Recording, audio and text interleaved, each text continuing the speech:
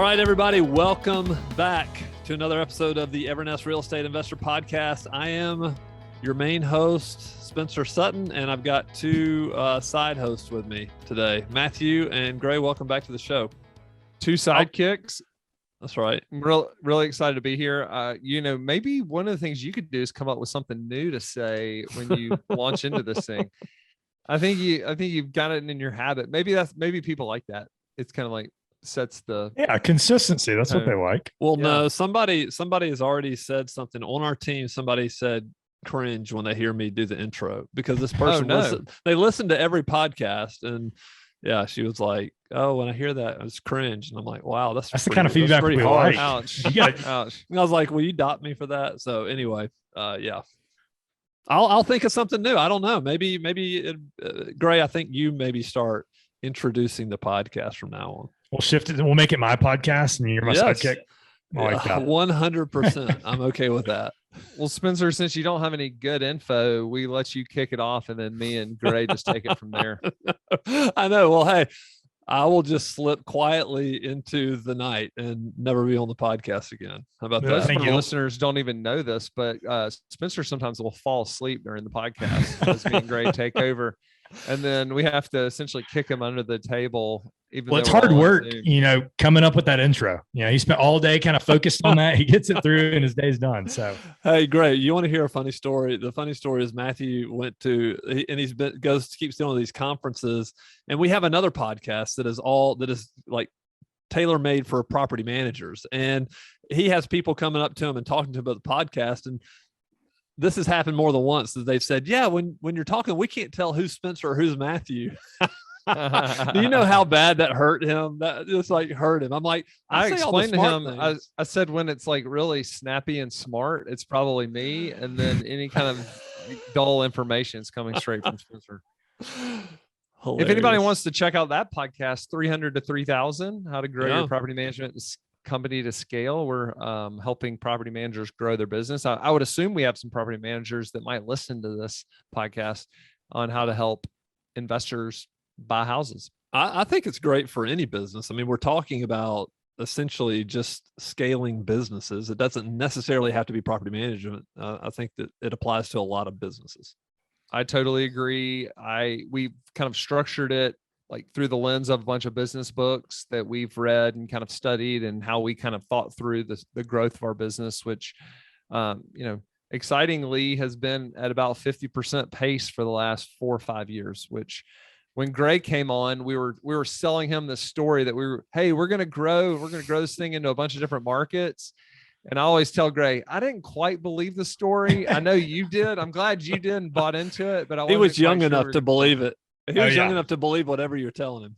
Young and naive. Yes. Yeah. We've made Gray. He's kind of like our cyborg Evernester. Well, I had to fool y'all. I had to shave off my beard fully and kind of, look like a clean preacher boy. And so you fooled me with the vision. I fooled you with that. So we're even. Well, what's hilarious is like within the first 2 weeks of Gray being in Evernest, we like 3 people like got let go or something like that, and he was like scared to death and like stayed at the office all night long. Gray was the first one there, the last one to leave, and it worked well. It was perfect. They were just actors that we hired. So. Yeah. So you'll learn about that in the 300 to 3,000 podcasts. Those are the types motivate of things, people. Yes, those are the types of things we'll teach you in 300 to 3,000. That's right. Well, that's not what we're here to talk about today. Matthew, why don't you introduce the podcast, kind of what we're going to kind of tee it up for us. Yeah. So like one of the things that we've seen being a property manager is we've had a lot of investors that we manage for over the years come to us and say, we want to buy more houses. Can you help us? And whether that's through our portfolio or help them buy through MLS or off market deals. And one of the things that I think we haven't done with this podcast yet is basically explain how we got here, how Gray became the director of brokerage, and just kind of tell that story, and then tell them, explain to people like the kind of like spot in the market we see needs a lot of attention. And so, going back, one of the things, the way you and I got into this thing, Spencer, is we were basically buying and selling houses. The real estate market crashed. one of the ways we saw to kind of continue to buy and sell houses, that is me and my partners at the time, was to start this property management business. In other words, we would sell either turnkey or do some sort of like wholesaling to investors and then keep those as rentals, right? Because you couldn't really, there was no retail market. Right. And it's kind of funny because we got out of that because the property management business consistently grew and kind of focused on growing the property management business over the years. And the other thing we thought was, there was a lot of agent referrals and we didn't really want to screw that up. But about 18 months ago, we were kind of sitting around talking about this problem in that, when you have a client who wants something, one of the best things you can do is go out and figure out, apparently they're asking us because we've done a decent job managing a home for them, but what can we get? Like, let's go out and help this client do what they want to do. And so we had one client essentially approach us about buying houses, and I took that client on and I started making a few offers and bought 2 or 3 houses. This was back in late 2020.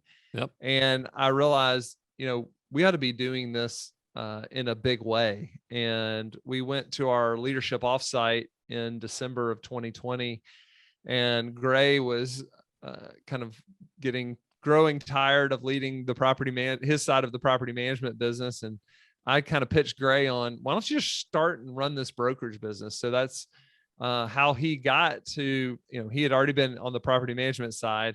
How he got in December of 2020, we named him the director of brokerage, essentially tasked him with building our brokerage business, helping investors buy more houses.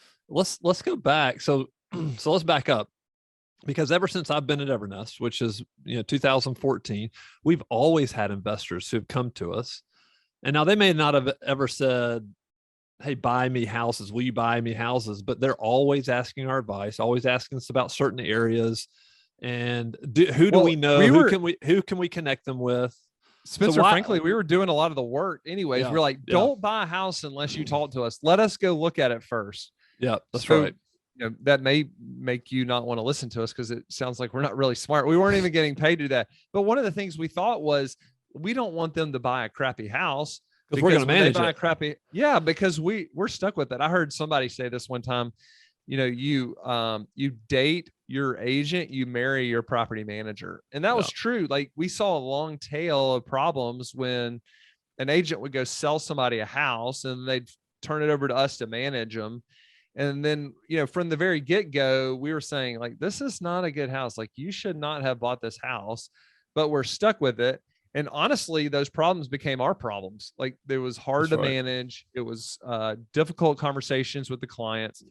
And so we said, we really, especially since people were coming to us, we really ought to take control of this ourselves and become almost like a full service partner to our clients.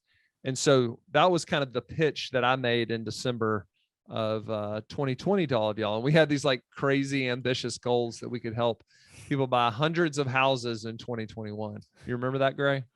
I do. It's probably like selling the vision a little bit it was like, hey, I think we can do this. We'll just kind of figure it out along the way. So very kind of similar. And I think the exciting part is, a couple of things. Like, one, I think we felt like we were well positioned to like be a partner to out-of-state investors, because I think if I was going to summarize the problem that we are trying to solve is an out-of-state investor buying either their first rental or scaling their, and I think there's 2 different challenges for those. Like, on the first-time investor, it's like, how do you know the market? How can you be sitting in another state and look on Zillow and know, is this good or is this not? Or is this a good deal or not? Because a lot of residential agents that you may connect with, like, do they understand rental rates? Do they understand the rehab side of it? And so I think we kind of uniquely are positioned because we've got the property management. So we understand that we're going to have to manage this property, and we understand what that takes, like what things do tenants like, what things rent well, the maintenance side of it. But we also intimately know the areas just because we've got scale in all the markets that we manage in.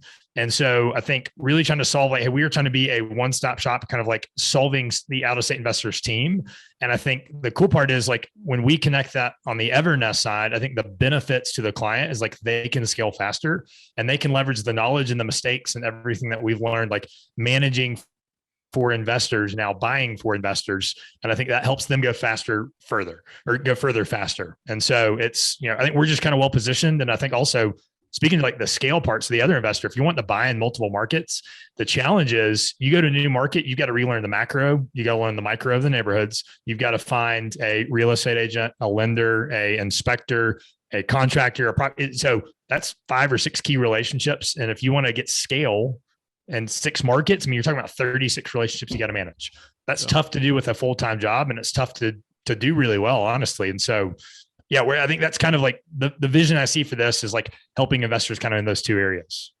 I totally agree. I was actually and I'll expound on that, is the whole, like when you basically go to buy your first house, you read a book or whatever, and they say, hey, create your team. And then there's like 8 to 12 people you need to go out and find. And that's like a little overwhelming, especially if you're going to invest from out of state. And one of the great things about us being in the market is we already have those 8 to 12. In fact, as a property manager, we're in a unique position to need those 8 to 12 anyways. And so it allows us to basically what we call vertically integrate or be a full service partner to investors. And that way they have to go manage one relationship that is able to manage multiple relationships. Like you said, makes it easy to scale faster, allows people access to different markets. And, this is what our institutional partners have also seen is it's nice to talk to one person that can kind of help me in multiple markets. And so we're able to do that for our investor partners. And I think speaking to Matthew's point that he was talking about talking to one person in kind of multiple different markets, if you are going to kind of do this on your own, you're going to put together a real estate agent and a lender and an inspector and a contractor. Like they're each incentivized to do their job. So the agent's job is to sell you a house. And so I think it's always good. Like, what is somebody's motivation? Their job is to get a commission. Now, obviously they want to build a business, and there's some coordination from the real estate agent, but then you've also got the property manager, and you don't have somebody who's basically bought in and basically incentivized to make the process work. And that's what I see the biggest benefit of us is like, we're incentivized for the process to work from acquisition all the way over to property management. And we kind of hold the hand between each of those to make sure they go smooth. And there are a lot of things going on in the background. And so tons of agents or investors have done this on their own, and not saying that you can at all, but I think that's a problem that we see for maybe busy professionals where you don't know the relationships. You want to leverage relationships that we have. And then our team manages that process from acquisition to management. And there's just a lot of synergies in that. And it cuts out a lot of brain damage, honestly, from investors. Well, I would even take it a step further. It's not just from acquisition to property management. It is from acquisition to property management to having a successful outcome from a return standpoint. We're motivated for you to buy more houses for our investors to buy more houses. And what's the best way to do that is to have a successful outcome for them. And we want to be able to take them along their investing journey. One of the things that we see is that as people buy more and more houses, when they're making money, then there's going to be a time in their life cycle where they may want to trade up to a small multifamily building or a medium-sized multifamily building. So we want to be that partner that allows them to invest along the way, and also allows them to divert from city to city, right? Because different cities get hot. Maybe you sell out of a city that's like at the peak, red hot, and you go invest in a city where you can buy 5 houses after you sell 1 house. So it really creates a lot of options for an investor, and having one partner to work with them. And that's the way, I was explaining to Spencer the other day, how I got into this business in a big way, or not into the management business, but in the buying and selling business, was I always tell the story of my partners. And I had bought 2 or 3 houses from Spencer. He had screwed me out of a few of my own dollars. I made a lot of money. And so one of the things that I ran into what I say is these people that had a lot of money and no time. And I had a lot of time and no money. And we decided to partner up because I could go be their boots on the ground here in Birmingham and buy a bunch of houses. And I kind of see this as a very similar, almost the exact same relationship. We have a lot of time, and we're looking to partner with people that have the funds or the availability to go buy the capital to go buy these houses. And that makes a great marriage, right? Because we're out there being the operator, doing the kind of like heavy lifting from an operations standpoint. And we just need the capital to continue, or somebody to provide the capital and buy these houses. And we can both win under that scenario. And so when we kicked off in 2021, January, after we had that conversation, Gray agreed to it. Like, you guys were driving back from our offsite. What was the conversation like? Okay, now that we've agreed to do this, what does success look like? Like, Yeah, if we I can was help, hoping whatever. I was hoping we could talk about this because we were driving back together. And one of the things, a bone to pick on everybody, nobody rode to there with me this year. So I'm kind of frustrated. Everybody wanted to ride by themselves. So I don't know what that was, but me and Gray was nice enough to ride home with me. And before he caught his flight to Denver, and we were talking, and we said, 400 transactions was our goal. And we said, like, what is knocking it out of the park? Like, what is really crushing it? I remember us we were like sitting in a Chick-fil-A parking lot. We said, man, if we could do 600 transactions, or I think Gray said, if we could do 600 transactions, oh my gosh, that would be crushing it. And last year, Gray's team, you did how many? I think 726 was the final number. So we had really good year. And I think it was just a great time in the market. And we've seen that. And kind of everybody knows what's going on in the housing market. But I think what that says is like, hey, the process is working.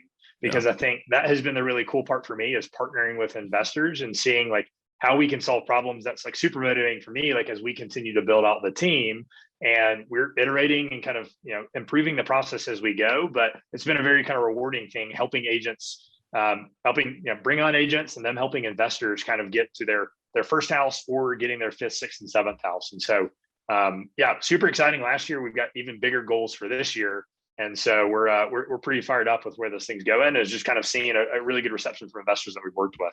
And that's amazing to me, because in a market that is hot, I mean, 2021 was hot. The tendency is for an investor to say, oh, well, it's just like, I can't find deals out there. I can't find deals. And that's just not the case. We've proven that's not true. In any kind of market, we can find deals that make sense for investors. So, because I think it takes like the full time looking at it. And I think we've talked about this in other podcasts, like, hey, go underwrite 30 deals a day.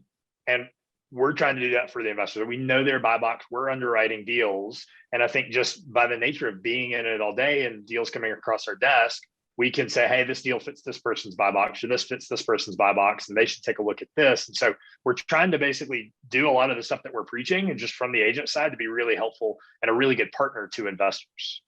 Well, we even had a client come to us that we had a pre-existing relationship with, and he said, hey, I've got this money in my IRA. I'd love to buy a house in Birmingham in my IRA. And we put him in touch with Justin here in Birmingham. And literally 3 days later, he was under contract with a townhome here in Birmingham. So it is, to your point, Spencer, like the houses are there, the deals are there. But you've got to be out being disciplined to the process of underwriting these deals on a consistent basis. So we started, we started in Birmingham, right? So somebody reached out to us, and Matthew started buying houses for this person, kind of passed that off to Gray. So talk about how over the course of 2021, it's expanded. Like, what markets are we in? Maybe even markets that we're going into. How has that progressed over the course of a year, Gray? A long list. We'll kind of talk about, started in Birmingham, made a lot of sense there. So when we're in Birmingham, Jackson, if y'all watch our other video, we just bought a house for the podcast, trying to show y'all the process kind of from start to finish of what that looks like. We've got agents in Atlanta. We are in Jacksonville, Tampa, Florida, Columbia, South Carolina, a couple of those surrounding markets. We'll be in North Carolina soon.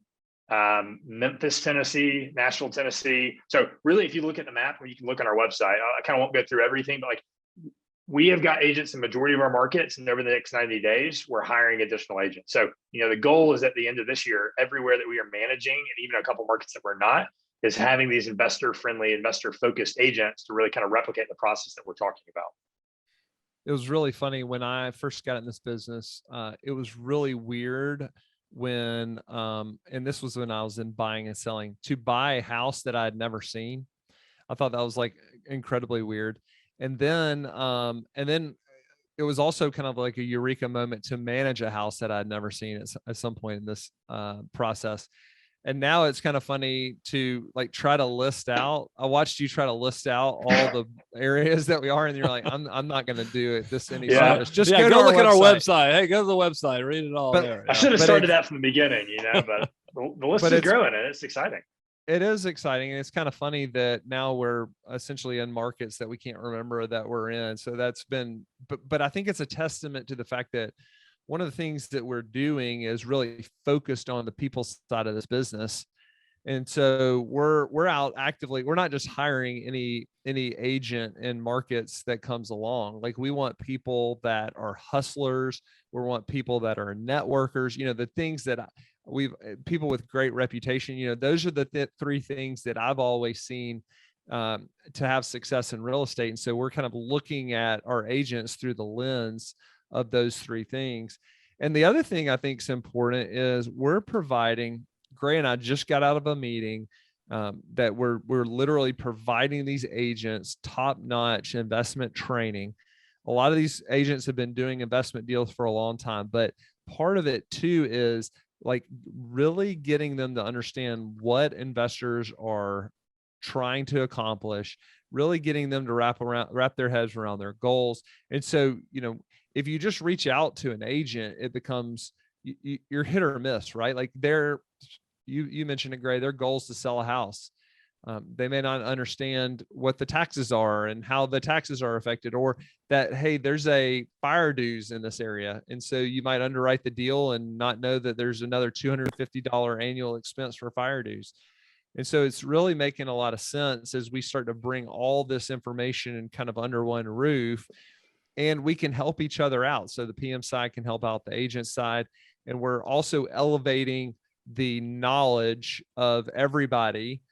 Gray and I actually also, to promote something else, we actually just did we worked for 6 months to create content and a course for agents and our property managers to go through to understand the investor psyche. So we're investing a lot of time, money, effort into making sure we're not just here to sell somebody a house. We're here to all have successful outcomes. Yeah. And I would say on top of that, the brokerage side of the business just hired somebody to provide great, relevant, insightful content for investors, right? So they can learn the markets, learn the neighborhoods, learn the types of houses. So at the end of the day, and this is what this podcast is really about, it's about helping investors be successful, make wise decisions, no matter where they invest.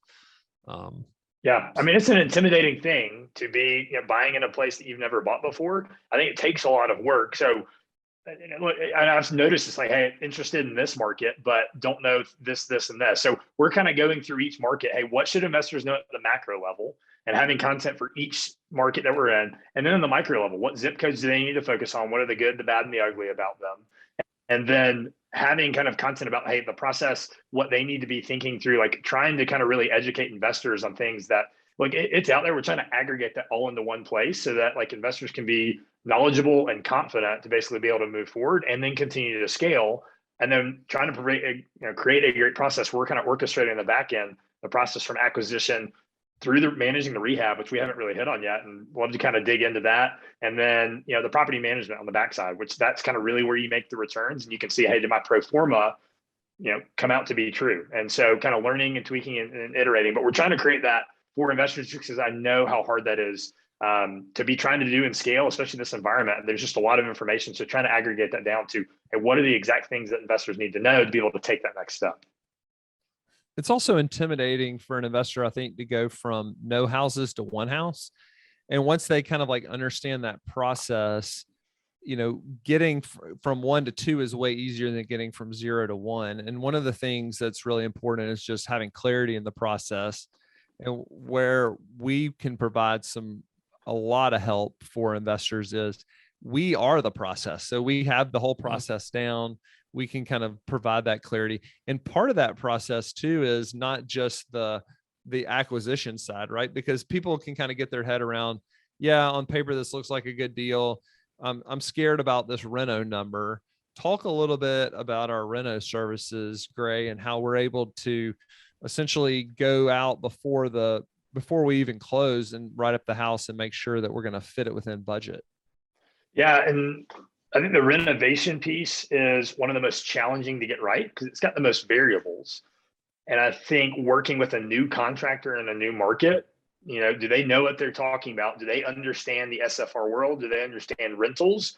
Or are they a high-end contractor? Because you could get two different estimates based on that. And then just reliability of it. I've heard a number of stories of investors, somebody starting, having issues, not finishing, or taking long. And, we've kind of made every mistake in the book. And that's where experience comes from, just kind of learning from mistakes and iterating on top of that. And so I think a really cool thing that we can provide is during the diligence period is sending a contractor out there, a contractor that we know and that we work with. And so I guess even backing up, underwriting the deal, we can provide you a scope from like a desktop estimate. Like, what do we think this rehab is going to cost? And so we've got some cool tools. I think one of the analyzers that was pushed out on our last podcast, y'all go down that, you can look at that. So we're using that to gauge the numbers. And then during the diligence period, actually getting hard numbers from a contractor. And it's really tough to do in this environment where it's contractors are busy, and can you get them out under a 5-day, a 7-day deadline?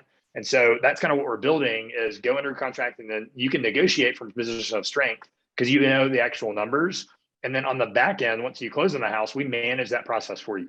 So we manage the contractor. We're making sure they're getting it done. We're handling, the subs and kind of dispatching all of that. And what we deliver is a finished product over to the property management team. And so those are probably two of the biggest areas that newest investors get either intimidated and scared off by or have trouble executing. And so we're trying to solve that problem for investors. Well, and as you go through this pipeline, like if you think about a house from the deal through the reno to the PM, there's points of failure all on the way, right? And it only takes one point of failure to screw up a deal. And it makes just more sense for one team to be responsible for the whole pipeline. Mm-hmm. And if you think about it, there's a great book out there called Thinking in Bets. If I was betting, I would bet on one company executing really well throughout this whole process versus going and finding different vendors and having each vendor be kind of like a risk, right? Like I'm risking you as my agent. I'm risking you as my inspector. I'm risking you as my reno partner. I'm risking you as my PM partner. And if you do that, and people have done it for years and been very successful with it, it makes, that's great. But you take somebody like an Evernest, you can literally suck the risk out, or some of the risk, not all of the risk, it's still investing, but you can suck some of the risk out of it to get to a point where you don't have like a single point of failure. You have a whole team that's looking at this thing more like a holistic version of investing.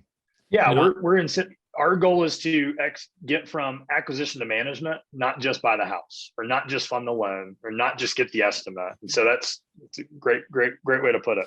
So think about, there's a lot of turnkey providers out there. So how is what we're doing different than providing a turnkey property for an investor if they were asking that question?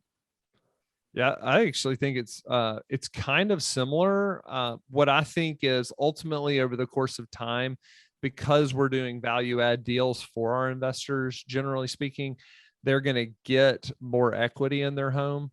But you can certainly go buy from a turnkey and get a very similar experience. In other words, the reason somebody buys from a turnkey is it removes the risk of the first few parts of the process.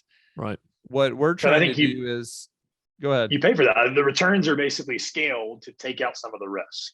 And so, we're trying to do that, give that back to the investors where we can still decrease the risk by managing the process well. But I think over the long run, you'll have more equity in your properties because you're taking on more of the risk, but we're trying to help mitigate that. And like, why would we do something like that? Well, it's a really asset light business, right? Like we're in the service business, we're in the PM business. For us to reach all of our goals and buy, thousands of houses, you can imagine the types of dollars that we would need to do that. What we would rather do is run an asset light business and allow the investor to share in the great outcome. And we kind of think of it as long-term thinking.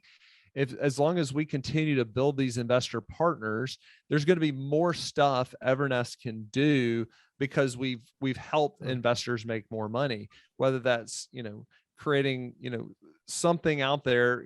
I don't want to get too far ahead and show our roadmap, but we just see it as like building goodwill when you help investors make money, and they give us more opportunities to do more things.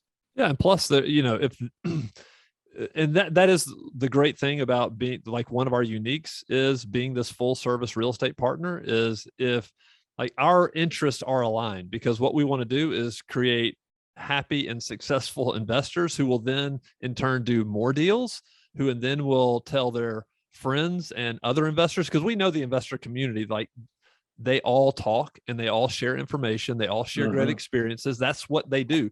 That's why it's very hard to go out there and like just advertise for investors, because a lot of them take word of mouth. They want to know what their buddy's doing and successful, and so our interests are 100% aligned.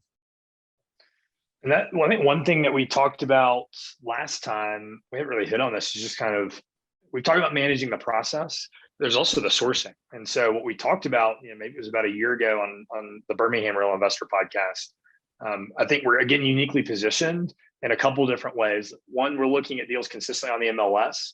Two, what we found is when you're doing deals consistently and other agents know you're working with investors, we get deals sent to us before they hit the market, or maybe it needs too much work, any kind of number. But when you have good relationships in markets, and so it's like finding the right agent who's in that world and dealing with investors and dealing with other agents who work with investors, those kind of deals get passed between them, opposed to maybe a retail agent, because I think they have their specialty. We're trying to specialize in being like investor focused agents. And we also have deals from our property management business. And so we've got investors who might be selling a portfolio. We sold a number of portfolios last year, owners looking to either trade up or get into different markets. They might have held it for 10 years and they were kind of looking to move the money somewhere else. And so we're trying to also provide that value to clients. And so I think it's a value to the seller of the property, because we've got all the information on it. We can manage that process. Again, we're trying to basically be the agent in there who also works with the property manager to connect all the dots and make sure everything in the process goes smooth. And so that plus just, we know wholesalers in the markets, when you do volume, you get additional deals kind of sent to you. And so we're positioning ourselves in the markets to have as many good deals come across our desk that we can, and to share those and put those in front of investors when we know they're buy box and we know that they're serious investors and we know that they're looking to grow. One of we kind of think a lot about our perfect client. And so what I would kind of ask you guys, and I can add some color, what does this person look like out there that is our perfect client, Gray? We're really trying to focus on long-term buy and hold. We've had people reach out wanting to find deals for Airbnb and stuff. And I think there's a ton of different investment strategies, but I think what we're really good at, our message here is like find the expert, and we're really good at long-term rentals. And so a client looking to build a portfolio of long-term rentals in multiple different markets, and kind of looking for an out-of-state partner to really scale with. And so they probably they're busy in their personal life. They've got some capital that they're looking to deploy, and they really need a partner to help underwrite, find deals, manage the whole process kind of from start to finish. And so that's been a lot of the clients that we work with, people looking to build up those portfolios. I think we can really help them kind of better than any other type of client. I just go back to my original partners. One was an accountant, or still is. One is an attorney and the other one is a banker. And they're just busy professionals, right? Like Bigger Pockets is kind of out there and has been created for the DIY, the do-it-yourself investor, which is great if you have the time to do it. And what I would say is the people we're looking for are busy professionals, whether it's kind of funny too, because we have a lot of tech people that work for tech companies out west. And, maybe you're a doctor, maybe you're a lawyer, but the whole idea is that you are busy at work. You want to do this, maybe a kind of like a weekend warrior, but you also understand when you're out looking at houses or you don't live in the market that all the good deals are getting done during the week and when you're working. And so you need, and that was, if you think about it from my partner's perspective, they saw a problem. They wanted to buy more houses, but they were all busy and couldn't go out and buy these houses. And they really needed somebody that could get out there and beat the streets for them. And they had plenty of money to do it. They wanted to buy these good deals and wanted to own rental property and build these huge portfolios, but they didn't have, like, none of them could quit their day job because it's not so lucrative. And they didn't want to either.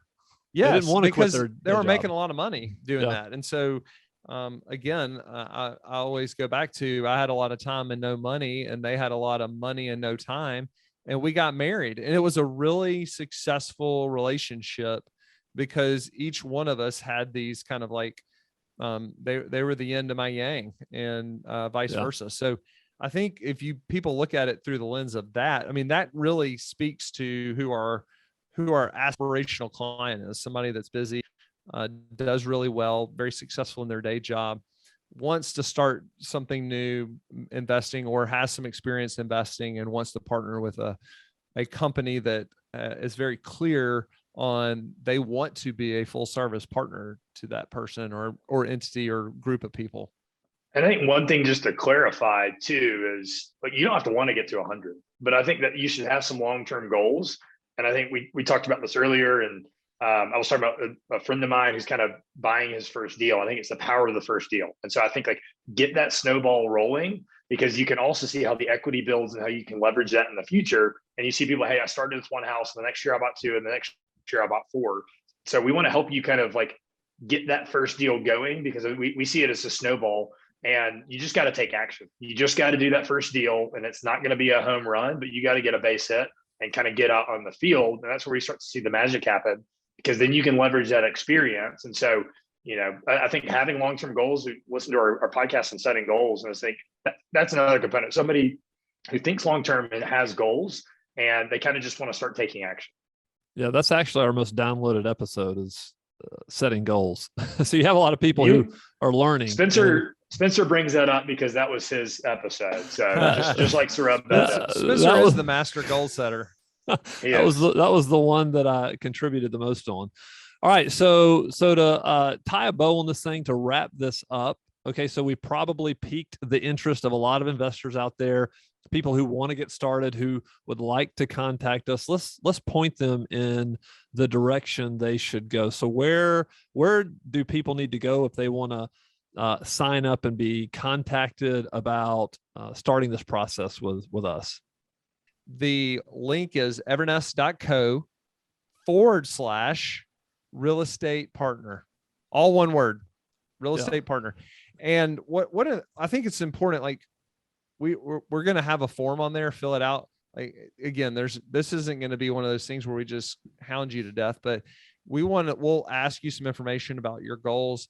One of the things I think is important, though, Spencer, which is a little bit different from the forms we've done in the past, is we also want to know what other cities, it doesn't have to be an Evernest city, that you are interested in, because as we continue to expand, and kind of our roadmap is the Southeastern United States, then the Midwestern United States, and then out West where Gray is, we want to kind of fill in Middle America in markets that are, generally speaking, 500,000 people and above. So, if you have a market that meets that criteria that you want to invest in, please put that in there too.